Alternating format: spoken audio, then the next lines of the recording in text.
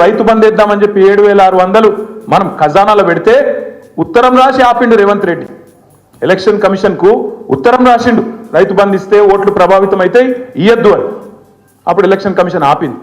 అదే పైసలు మనం కూడా పెట్టిన పైసలు, మన ప్రభుత్వంలో మనం ట్రెజరీలో పెట్టిన పైసలు 4 నెలలు సతాయించి నాట్లు వేసేటప్పుడు పడాల్సిన పైసలు ఓట్లు వేసేటప్పుడు వేసిండు ఎలక్షన్లలో.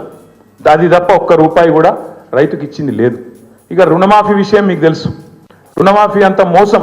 ప్రతి దేవుని మీద ఒట్లు పెట్టిండు, కనబడ్డ దేవుళ్ళందరి మీద ఒట్లు పెట్టిండు, కానీ ఇంతవరకు రుణమాఫీ కాలే.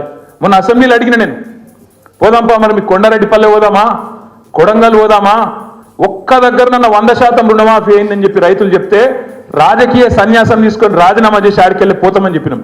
కానీ కుయ్యలేదు కయ్యలేదు. ఎందుకంటే ఆయనకు కూడా తెలుసు, పోని పాపం ఆ పార్టీలకు అబద్ధాలు చెప్పుట్ల ట్రైనింగ్ అన్న చక్కగా ఇచ్చినట్టు అది కూడా ఇవ్వలేదు. ఒక ఎమ్మెల్యే లేచిండు పెద్దపల్లి, ఆయన లేచి మీరు రాండ్రి ఇప్పుడే పోదాం, మా పెద్దపల్లిలో 60% 70% అయిందని చెప్పిండు. మేము చెప్పింది గదేరా నాయన, మొత్తం కాలేదు, గిదేమేం చెప్పింది మీ ముఖ్యమంత్రి 100 అంటుడు, నువ్వు 60 అంటూ నువ్వు కింద పోతే చారాన కాలే, సిగ్గు లేకుండా మాట్లాడుతుండంటే మళ్ళీ సపరేట్గా నోరు మూసుకొని కూర్చున్నారు.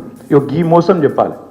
రుణమాఫీ ఏమైంది, రైతు భరోసా ఏమైంది, కౌలు రైతులను కలవరిచ్చిండప్పుడు.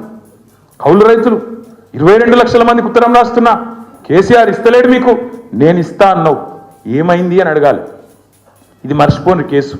ఈ కేసు నేను కొట్లాడతా, మనకు మంచి లాయర్లు ఉన్నారు, జోర్దార్ లీగల్ సెల్ ఉన్నది. ఆ కేసు సంగతి మేము చూసుకుంటాం. మీరు దాని గురించి మర్చిపోండి, దాని గురించి ఆందోళన చేయాల్సిన అవసరమో బాధపడాల్సిన అవసరమో లేనే లేదు. మీరు చేయవలసింది, మనం చేయవలసింది బీఆర్ఎస్ పార్టీగా తెలంగాణ ప్రజలకు ఒక రక్షణ కవచం లాగా నిలబడి ఈ సంవత్సరం మొత్తం ఈ మోసపూరిత కాంగ్రెస్ ప్రభుత్వం యొక్క భరతం పట్టే విధంగా ముందుకు పోదాం. కౌలు రైతుల గురించి మాట్లాడదాం, రైతు కూలీల గురించి మాట్లాడదాం, రైతన్నలకు జరుగుతున్న మోసం, రైతు భరోసా విషయంలో 15,000 అని చెప్పి వరంగల్లో రైతు డిక్లరేషన్ అని చెప్పి నువ్వు చెప్తే నమ్ముతలేరని చెప్పి రాహుల్ గాంధీని తీసుకొచ్చి